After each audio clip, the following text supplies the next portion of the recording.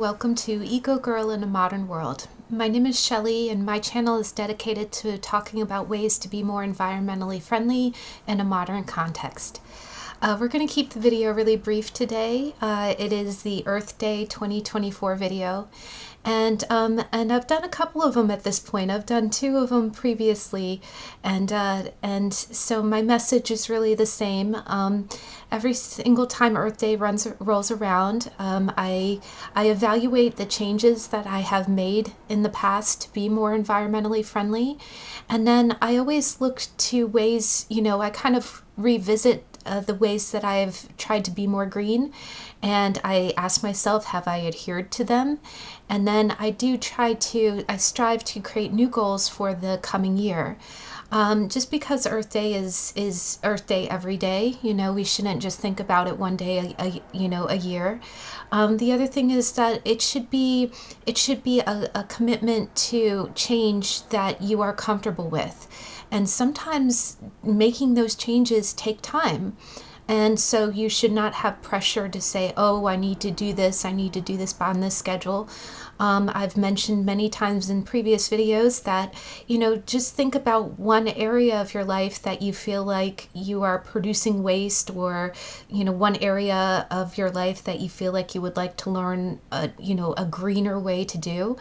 And, or a way to be better.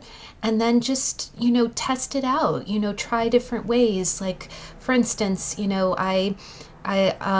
several years ago, I looked at how many, plastic bottles that you require for things like your face wash or your shampoo or your conditioner. And I have switched over. I've found products that are bar shampoo, bar conditioner, or, at least face products that don't have a pump, So there's things that you can do on a very small scale that make big changes, right?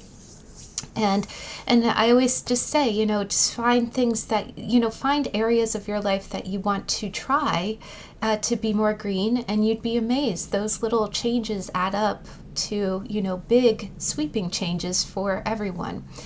Now, again, on this channel, I say, I'm a firm believer you never have to be perfect with it. It is Eco Girl in a modern world. There's a lot of ways that it's hard to do the green thing.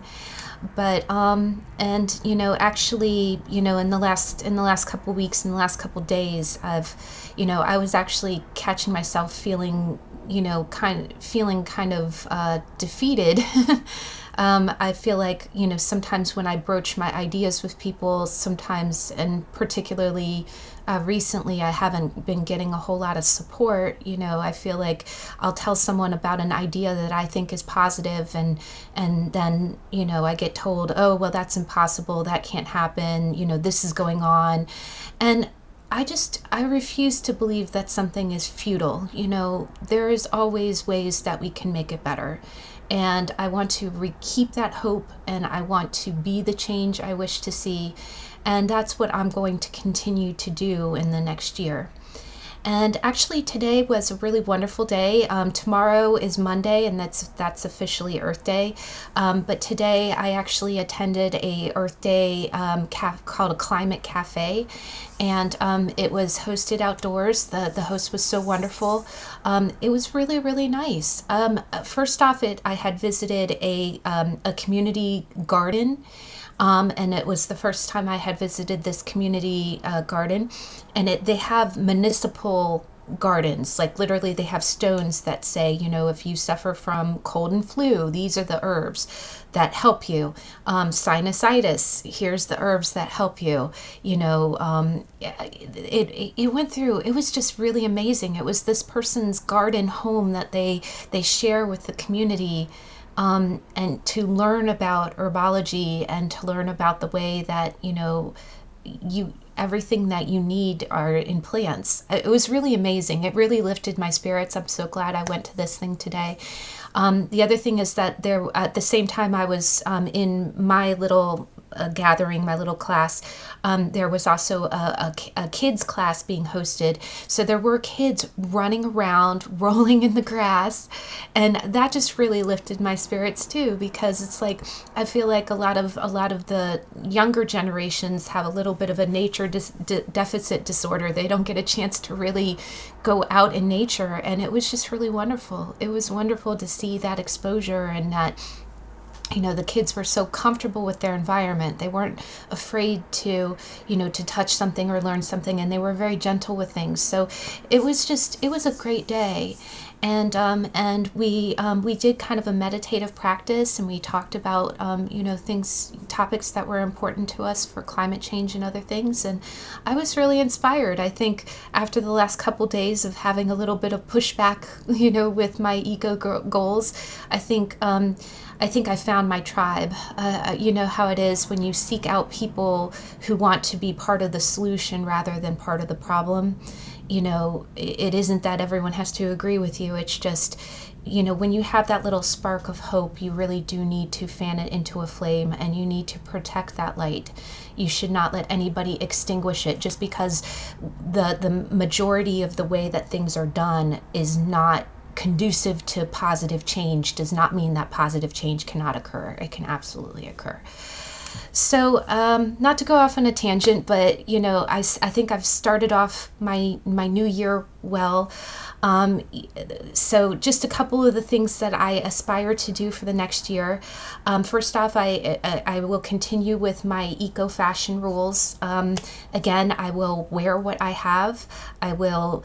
My goal is to make it to normalize the fact that you wear your clothes more than once. You wear them many, many times, but the way that you could combine those styles or anything that's out on the fashion market, you can do that, by buying secondhand, buying natural fibers, wearing it 30 times, mix and matching it, or knowing before you buy what would best serve you. And the environment before you put that money down, So I am going to continue that into 2024. I'm actually going to try to amp it up a little bit too. I promise I'm going to post more on Instagram. I have been doing it in real life. I just haven't been taking as many pictures. So I promise you, every single trend that I talk about in the trends video, I've been able to duplicate, by adhering to my eco fashion rules. And I will look to continue to do that and to actually step it up a notch in for the next year.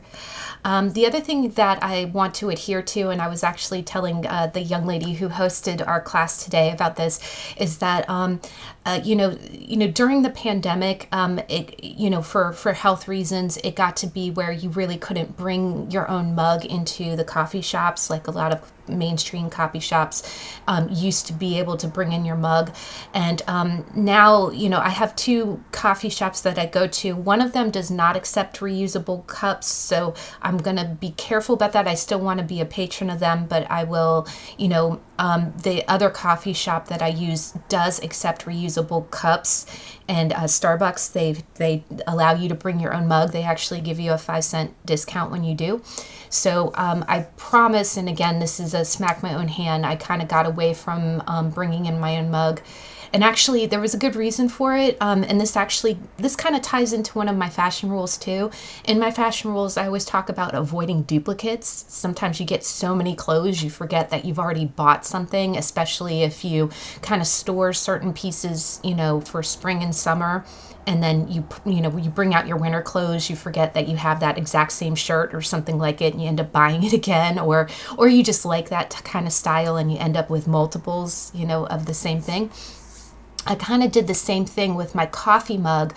I have, when I get into the warmer seasons, you get iced coffee, and I have this beautiful glass coffee mug, and actually this is an older Starbucks one. It is 100% recycled glass, and that it's an older one. I think I got it like 10 years ago, because it actually has lines on the mug, and this is great because when it has lines on it, the barista can actually see, that's how there's lines on a plastic cup. That's how they discern how much espresso, how much milk, that's how they portion out that's how they make the drink. And I've had my baristas tell me that, oh, this is is so cool. You have lines on it. I know how to use this cup, and it's, it's glass.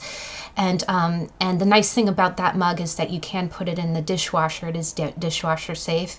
But I knew that I had bought a backup. You know how it is, like when you find a good, mug. I have multiples of my my water bottle, which is also glass.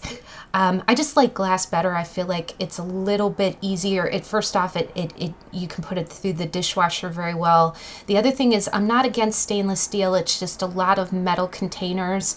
Not to sound funny, I mean, if you honestly get the Stanley tumbler, that's probably the safest one, because I think it's actual stainless steel. If you get some of the knockoff ones are made very cheaply. I just feel like there's a lot of cadmium and other metals that, anything that says hand wash, I get a little bit hesitant about, because that usually means that there's some kind of layer, some kind of film, that's on it that you do not want to rub off or might be toxic to you. And I've just never had that problem with glass. But when I know for a fact that I had 2 of the nice glass, reusable cups, and there's lids that you can reuse for it too, that are also dishwasher safe if you put them on the top rack. But what had happened is I went to look for the one, it's getting warm again, and I went to pull out the cup to use it, because I've been bad. I've been using just, recyclable, one-time use cups. And I pulled it out, and there was a little chip on the edge, and I thought, oh God, okay, do I need to buy a new one? The imperfection wasn't bothering me, but I didn't want that to be a concern for the person preparing the drink. I know that it's probably safe. It was just one little chip, but really you shouldn't use chip mugs, and I don't want anybody to hurt themselves, on the preparation side. So I wouldn't want to ask someone to use that mug. And it's funny, I went and I actually did a little bit of digging, and I did find that I actually have 2 backups. I have 2 non-chip ones that are the same style. So this is my commitment. Starting with Earth Day tomorrow, I'm going to start using that mug again, so I can wash it and reuse it. And now that I know I have 2 backups, I can just interchange them and really cut down on the plastic, because plastic can only be recycled about 7 to 8 times, and if at all. And we've been really, since 2018, we're in a little bit of a bubble as to how much plastic we actually recycle. I think we're kind of deluding ourselves a little bit with it. So reusable cups and water bottles are definitely the way to go, and I'm going to get back into that practice now that it is Earth Day. I need to get back to it, and that's what I'm going to do. One other thing is that Starbucks did offer another glass container that I noticed, because when I was thinking about the chipped one and wondering if I had to replace it, they do offer another one, but the one that they offer says that it's not dishwasher safe. I know the one I have is. So that, again, makes me nervous. The other thing is it said, hand wash only. So I'm not knocking it, but I was just kind of curious. That always kind of throws me a little bit. Anything that would be hand wash only would be kind of an indicator that there's some kind of lining or some kind of coating on it that might not be good for you if it chips off, and that's usually why they say hand wash only. So that's something to be mindful when you're using either glass or stainless steel. So this is good things to know.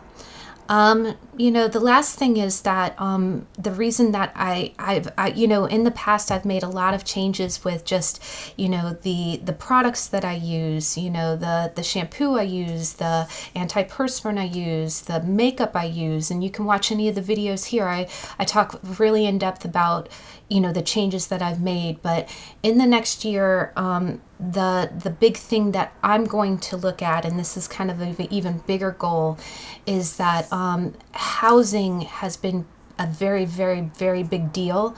It seems like, we're either building houses that are way too big, or we are building apartments that are rented to you. And there's something called a missing middle. The missing middle are the smaller homes, the duplexes, the condos.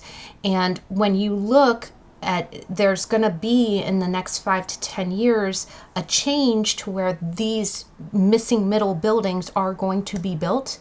And when they are built, we need to keep in mind the actual planning of that, where it does make us less car reliant, and that there are community gardens or community municipal places that are shared, that are third. You talk about a third place. Your first place is home, your second place is work. A third place is where you go to mix and mingle and be. You don't have to spend money. It's not a mall. It is a place for you to actually live and converse and be. And where the location I went today really made me think about that. It was beautiful. It was a garden. It was, it was open to everyone. It was shared by everyone. They actually had hot tea. It was kind of cold today. They had a little stone fire going.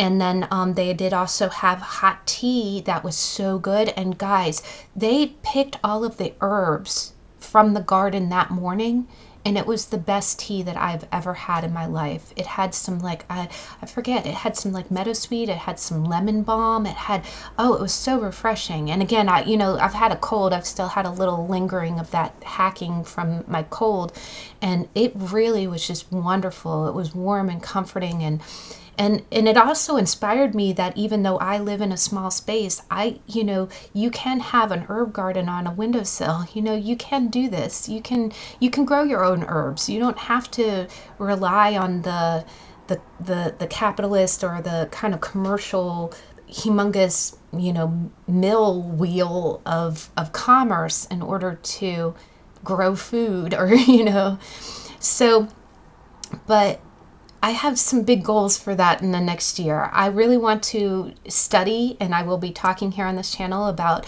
what makes a city walkable, what makes a city shareable, how we can become less car reliant, how we can satisfy the living the housing crisis and still be green and actually utilize the spaces that we already, the building that we've already done. We need to build off of that, fill in this missing middle, and while we're doing that, integrate it with the patterns of the earth. And that's going to, water conservation, landscaping where, where the sun hits the house and shades during certain times of the day. Not using fertilizers on your lawn, using natural resources and things like these gardens and these herbs. I feel like these are kind of the goals. This is what I want to focus on in 2024. And these are the goals that I want to talk about in the coming year. And in closing, one last thing is that, everything that I saw today really kind of circled back to a book that I had picked up when I was 14. And this is what really got me thinking about environmental living. It is a book, and I've mentioned it before on this channel. It's called The Simple Living Guide by Janet Luhrs. And she's a former lawyer in California that decided to just get away from the grind of, all of this. I won't even say urbanism. Urbanism can be green, it can be communal. But she just wanted to get away from the busy life, things being just so overstimulating. And she has a wonderful chapter that talks about both housing, talks about community, talks about co-housing, and talks about ways to save money, which is a big deal now, and ways to be environmentally friendly while you're doing it. And it is just kind of about simplifying your life. And this was it's a fantastic book. I think it really was published in the 90s. Let me see, what is the date on this? Oh gosh. Sorry, I'm almost there. 1997. That sounds about right. I got this book right when it came out. But she does, that's so funny. The $45,000 small house. Oh gosh. Yeah, things have gone up since 1997, Miss Luhrs. But I am going to revisit this book, and I encourage you to look at it as well if you want to read something. And it's nice. It's not even all about environment. It touches on environment, but it's just basically about simplifying your life in organic ways.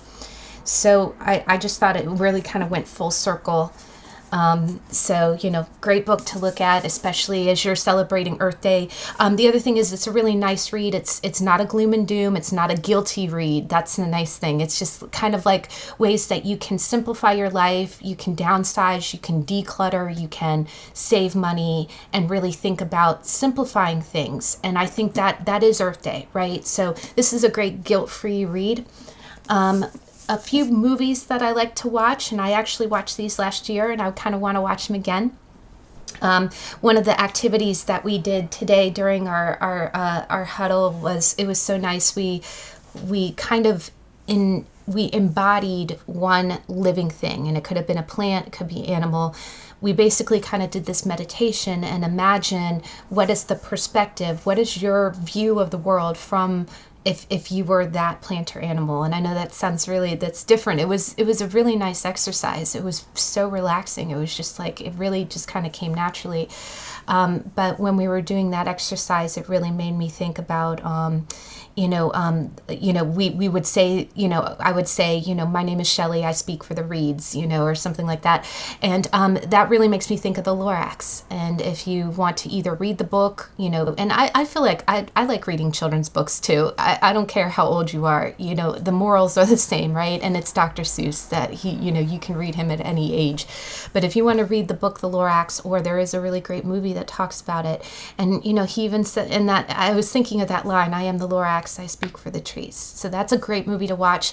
Another really great movie, if you want something, again, a little bit more low key, if you don't want, a whole lot of pressure on Earth Day, you just want to kind of let it percolate, because there's a lot of guilt with Earth Day. You feel like you're not doing enough. Again, beginning of this video, I was really kind of went into today feeling kind of futile. I was really feeling kind of defeated. I offer up a spark of an idea and someone will say, oh, well, that'll never happen, blah, blah, blah. And it just really kind of tears you down.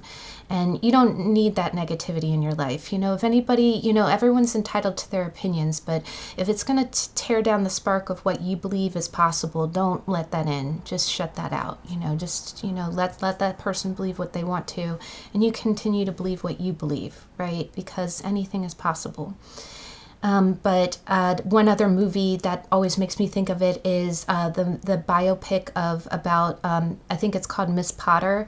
It's dramatized, but Renee Zellweger stars as Beatrix Potter. And that one is always a really good, that's a great environmental movie. Just because, again, if you just want some entertainment and to kind of think about it, Beatrix Potter, was a woman author, which was, not real heard of in the time. You were either gentry where you did not have to work, or you were working, and that was really, there was a strata of hierarchy. If you were, if you worked, you were like a seamstress, or or a maid, or or you taught children. It wasn't a real high on the rung of community, but she actually earned money from her books. She earned a lot of money from her books. And she took that wealth and she reserved the land. Like, she bought parcels of land in England, and she, almost like in the United States where we would, make it a national park where you could not touch those lands. She did the same thing. She created preserves where, on the lands where she saw all the animals that inspired her story, Peter Rabbit, the toads, the marshes, and the rolling greens and the trees. And if you ever read about that, those, or if you ever have the privilege of going to England and seeing these places, she was a great advocate for the natural world and for the environment. So if you just want kind of like a nice, fun watch, and it is a romance too, it talks about her love life and how, it was very inspiring. So those are a couple things that you can watch. I mean, of course, you can get into the heavier stuff too. I mean, if you want to watch, there's a great documentary that's called The Future of Food, if you want to ever watch something about GMOs. But that is kind of heavy, and that is a little bit, hits a little bit on the gloom and doom side. But, the other thing that you can do is, if you're in the United States, it is a voting year. You can look at, some of these projects that we talk about for the missing middle, and ways that what you would like to see to make that initiative more green. So that's what I'm looking forward to in the next year. I sincerely hope that you get a chance to go out and do what you want to do on Earth Day. By all means, please go out and commune with nature. Ground yourself. It was really beautiful today. We got a chance to breathe and meditate and kind of channel. And when you actually silence and just listen, you hear birds chirping, you hear the breeze, you hear the music that is nature. And that's a beautiful thing to do. So if you want to go out and just feel the grass on your feet, see the sun and the trees, just do that. And again, as we move forward, we are going to have more exciting things. I promise in the next video, we're really going to be talking, we're going to see some more pictures, not of my room anymore, but of out in the world. And before we close, I am wearing an eco outfit of the day. Of course, it's Earth Day. And so I'm wearing a 100% cotton plaid shirt that I have, worn more than 20 times. I've owned it more than 10 years. Underneath it, it's a white long sleeve, 100% cotton as well. This is actually a silver chain that I bought secondhand. It has a little earth on it, and I love this thing. It is really beautiful. I think, it's 100% silver, and I'm debating whether or not to have my name engraved on the back. I think this might have been someone who just liked to travel. It doesn't always have to be environmentalist, but I just felt like it had really good energy, and I've worn all of this more than 20 times. So, 30 wears rule. But again, I thank you so much for joining me today. I hope you get a chance to go out and enjoy your Earth Day, and just, break it down into manageable pieces. Always do your best. And what is it? Shel Bisley always says, do your best and advocate for the rest. So I hope you go out there and have a good day, and I'll see you in the next video. Bye.